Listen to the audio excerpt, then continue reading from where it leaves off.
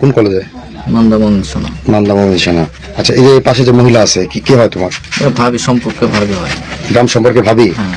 আচ্ছা, এই যে বলতেছে যে উনি তোমার ভাবি হচ্ছে। হ্যাঁ, কথা খারাপ বুঝাচ্ছে, বুঝলেন? হ্যাঁ, বুঝে জ্বর আইছে। এখন আমার এই সংসার তো আমাকে এখানে আমাকে স্বামী যেন ভাত দিবে না, ডিভোর্স দিবে জি।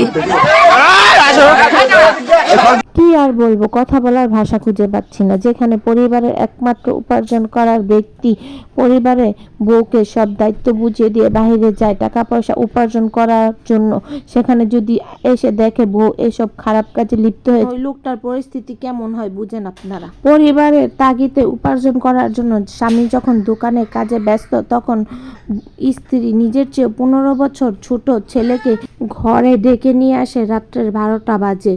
তো মহিলাটার কিন্তু 18 বছর বয়সের একটা ছেলে আছে, 7 বছর বয়সের একটা মেয়ে আছে। তারপরে কিভাবে পারে মহিলা এত ছোট একটা ছেলের সঙ্গে এসব অনৈতিক কাজ করতে? তো পুরো ভিডিওটা দেখুন আপনারা। ভিডিওটা দেখলে বুঝতে পারবেন।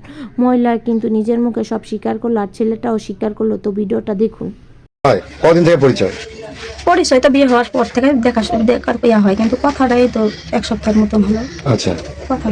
আচ্ছা, আপনার ছেলে মেয়ে কয়টা আছে? আমার একটা ছেলে একটা মেয়ে। ছেলের বয়স কত? ছেলের বয়স 18, 18। মেয়ের বয়স? মেয়ের বয়স 7। 7। তাহলে এই কথার ছোট ও যেগুলো বললো সেগুলো কি সত্যি?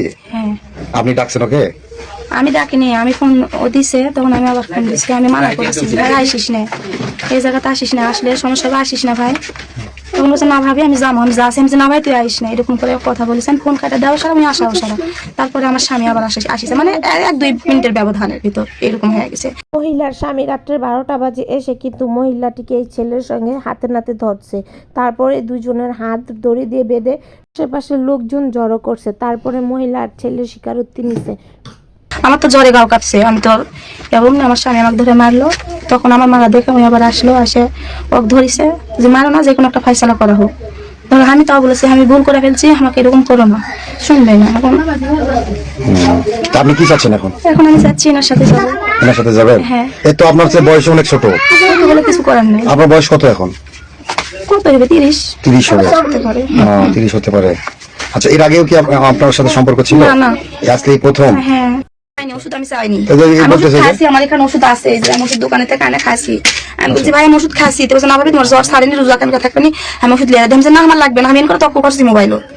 তপ্প করা ফোন কাটা দেওয়ার সারা উনি আসিছে, অমনি আমার বাড়ি লাইছে। আমার কথা বলার কেউ সুযোগই দেয়নি, আমার কোনো কথা বলার সুযোগ দেয়নি। এখন আমার এই সংসার তো আমাকে এখানে আমাকে স্বামী যেন ভাত দিবে না, ডিভোর্স দিবে জি। তাহলে আমি কি করবো বলেন? আমার মাথার উপর কেউ নাই, আমি একটা এতিম মানুষ। আচ্ছা, আমার স্বামী এখন আমাকে এই ভাতই দেবে না, মানে থুবেই না, এক কথা। তাহলে সেটা আগে আপনার ভাবা উচিত ছিল। ওটাই তো আমার ভুল, ভুলটা তো আমার ওই জায়গাতে। তার মানে এখন চাচ্ছেন না আপনি ওর সাথে চলে যাবেন? হ্যাঁ। বর্তমান স্বামীকে তালাক দিবেন? হ্যাঁ, সবকিছু অলরেডি হয়ে গেছে। কারণ কোন কলেজে? মান্দামণি সেনা। আচ্ছা, এই যে পাশে যে মহিলা আছে, কি কে হয় তোমার? ভাবি সম্পর্কে ভাবি হয়। গ্রাম সম্পর্কে ভাবি? হ্যাঁ। আচ্ছা, এই যে একসাথে হাত বাঁধা কি কারণে? ওই রাত্রে ঢুকছি, তাই সন্দেহ করে হাত টানছে। আচ্ছা, কটার দিকে ঢুকছো? 12টার দিকে প্রায়। 12টার দিকে সন্দেহ করছে? কি বিষয়ে সন্দেহ করছে? কি বিষয় সন্দেহ করে সেটা আমি জানি না, কিন্তু আমাদের মতলব ছিল তো ভালো। রাত 12টা তুমি এখানে কেন? ফোন দিয়ে বাড়ি কই পাড়া? তুমি এই পাড়া রাত 12টা কেন? থাকি, আমি এই মোড়ে থাকি।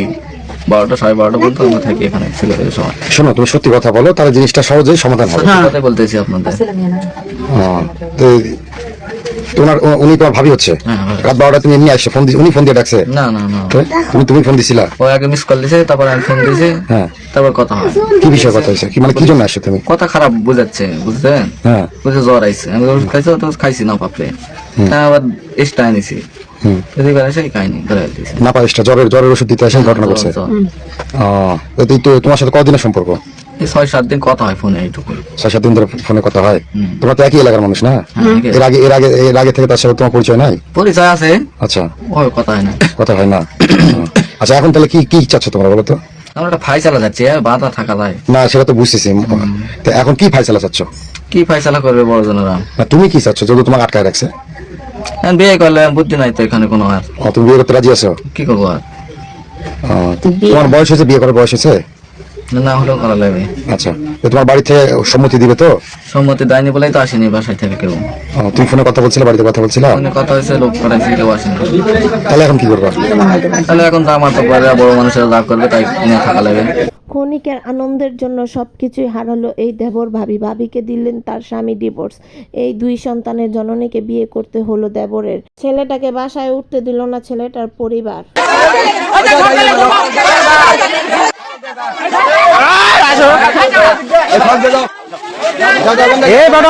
বউয়ের কথা এখনই শুনেছেন তুমি?